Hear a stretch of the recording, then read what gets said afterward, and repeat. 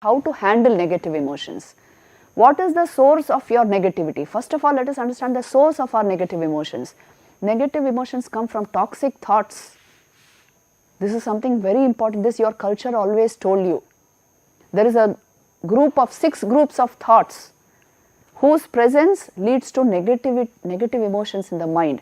काम, क्रोध, मद, लोभ, मोह, मात्सर्य. आपने सुना होगा, एटलीस्ट स्कूल में दोहों में, तुलसीदास कबीरदास जी के दोहों में आपने सुना होगा. There are, yes, 6 groups of thoughts which lead to negative emotions in the mind. All of this, you see, lust, anger, pride, greed, infatuation, jealousy, all of these are responsible for the negative emotions of your mind. They come from the toxicity of these thoughts. So, the methods of self-control, it will start with changing your habits of thinking. Now, they can only be changed by replacement techniques. You know, a habit, how do you change a habit? Through replacing it with a better habit. If you attack the habit as it is, it may not change. There will be opposition from your mind only. You know, our mind is not one whole thing. Your own mind can work against the higher mind, which is telling you, no, this is not right to do. But this mind is saying, no, let's do it. So, habits, if you can replace them, you make better habits in your life. You are not able to get up at a particular time, you can give yourself habit cues, which means triggers which will help you form better habits. And then you can, that's how you make the better habits.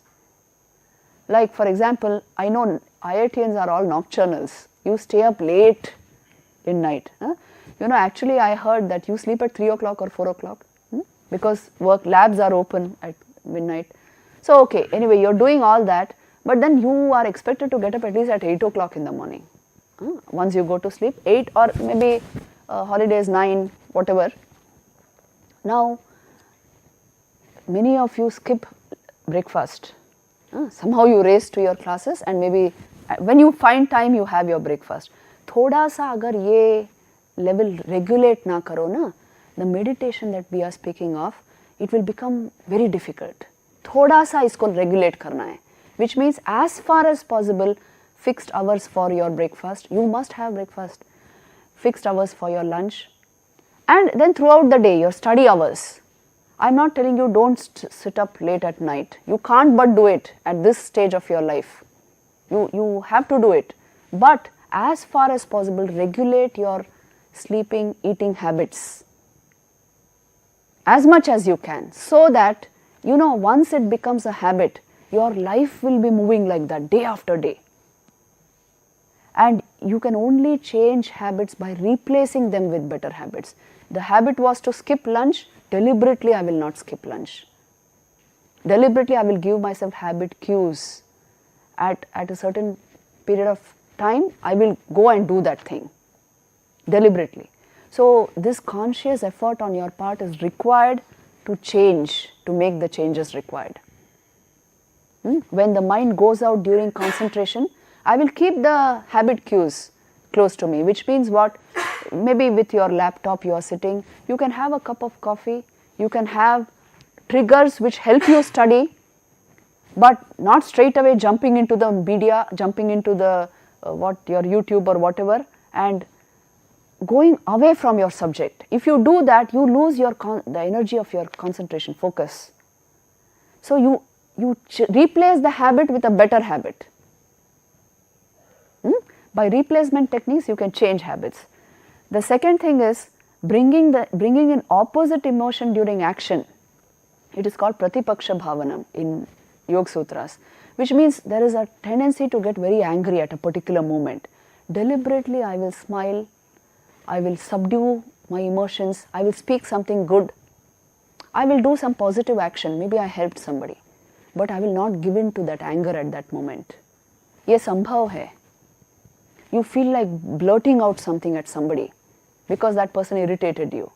Deliberately, you will do an act of service to subdue your emotion. Bringing in the opposite emotion through action is important in order to not create a terrible situation for yourself also and for the other person.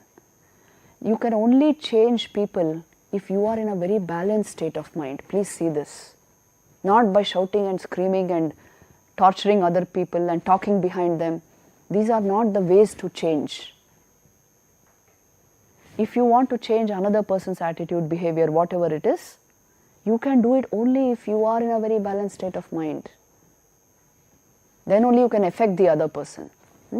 So bringing in the opposite emotion is important for you, and that is why in Patanjali Yoga Sutras you have all this Maitri, Karuna, Mudita, Upeksha, which means no matter what the reaction is from the other side, you will only have a positive state of mind.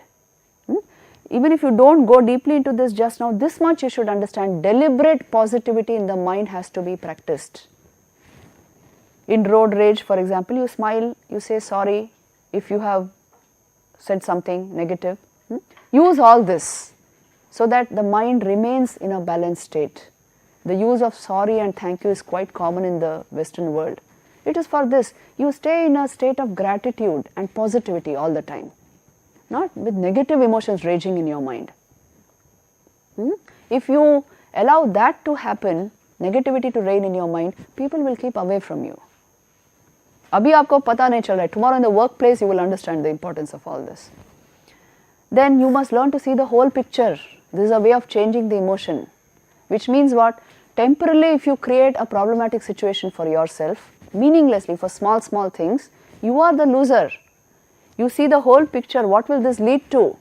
This sense we must have. You see, a well-developed analytical mind will have this sense that what will this lead to? I use a word. What will that word, what is the reaction which will be produced in that person due to that word? I can't just blurt out anything. Your speech, your action, your thinking, everything, it should pass through the conscious filter of your will. Not just it came out. I couldn't do anything. So that is why we are saying that a level of control at this level is required if you want to be successful. Otherwise you will be mediocre. है ना? आप ही सोच के देखो, ये कोई theory नहीं है. This is the practical application of Yoga Vedanta in your life. You can show you are in charge by the level of control you exercise at all, in all these planes. Then good works must be made a habit. You know, this is something again lacking from our education system. If you believe in something, you must be able to do it. If you are constantly caring, sharing, if you make this part of your life a habit with you, you create good impressions in your mind. Mind will be habitually happy by nature. So good works creates good impressions. Thoughts of compassion, love and service substitute thoughts of anger, hatred and jealousy. I told you, substitution, replacement is the way to change habits. And all these thoughts actually have therapeutic effect on your body, isn't it? So you gain by all this. And the final way which is usually given to handle your emotions is meditation. Stop the thought process, at least for a few fractions of a second every day. It will give you charge over the thought mechanism. So these are all the ways. Usually to handle this, you know, you refer to any book on self-development, self-management and all that. They will tell you the importance of fixing the outside. Fix this person, fix that person, keep away from such people. That is secondary. Primarily, fix this. Primarily, you must be in such a state of balance and orderliness that you know how to behave in every particular situation. So this is the essential part of leadership. You know, the last course which I gave here was on leadership. Effective leadership is only possible if you are in charge of your physical and mental mechanism. So this is an essential part of leadership training, how to manage negative emotions. Because you know, there is something, a part of EQ is called ambiguity tolerance. Ambiguity ka matlab hai, have you heard of the word ambiguity?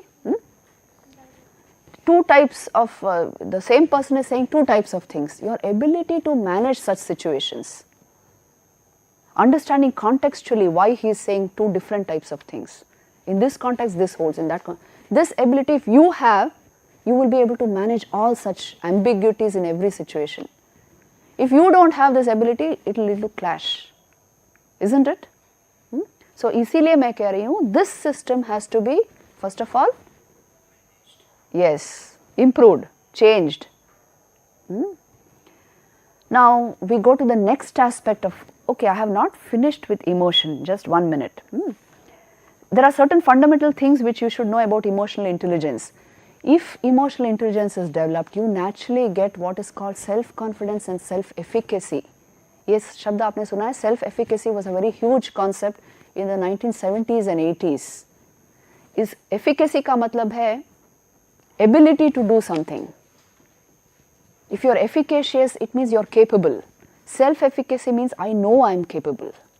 This confidence, this positive idea. So this only comes if your emotions and thoughts are manageable by you, isn't it? You become self-efficacious. The I can do it stand comes when you find yourself reliable through all of this understanding and application. When you find yourself reliable, you become self-efficacious. So this is also part of emotional intelligence. Don't take emotional intelligence lightly. It is going to play a huge part in your life. In every life it plays a huge part, and it contributes hugely to your success. So one last point about emotional intelligence is, there is an equation for you to understand. What causes the maximum amount of suffering in our mind? Is it pain? It is usually the resistance of your mind. Any situation, there may be certain level of pain. As I told you, somebody said a wrong word towards you. But the resistance of your mind, the additional amount of information which your mind added in the form of hatred, anger, all this created an explosive situation. So pain may be even physiological, but suffering is psychological because of the addition of your resistance. A huge amount you can suffer. Somebody call you a fool, it is just an outpouring of somebody's bad mood, but you made it into a big thing, and for a whole year you didn't talk with that person. This can happen, isn't it? It is because suffering is equal to pain times your resistance. We give this equation, S is equal to P into R, where S is suffering, P is pain, R is resistance. Now see, if your resistance is 0, suffering will be 0 even if pain is there. Which means if your mind does not make any contribution, even if you are suffering some marginal pain, it's okay, you can handle it. It will not lead to suffering. But if resistance is huge, then suffering is always huge, no matter how small the pain is. So a large part of your suffering is self-related, mind-related. इसीलिए तो कहते हैं, the basic training for the human being is how to become सात्विक. सत्व अगर हो शरीर में, मन में, तो what will happen? You are able to control yourself at every level. So these unnecessary reactions will not come at all. Just the required responses will come. So you don't create suffering for yourself. Agar rajas and tamas is overactive in you, then only all these problems come. The basic training always has been, that is why for this, how to create a basically sattvic human being.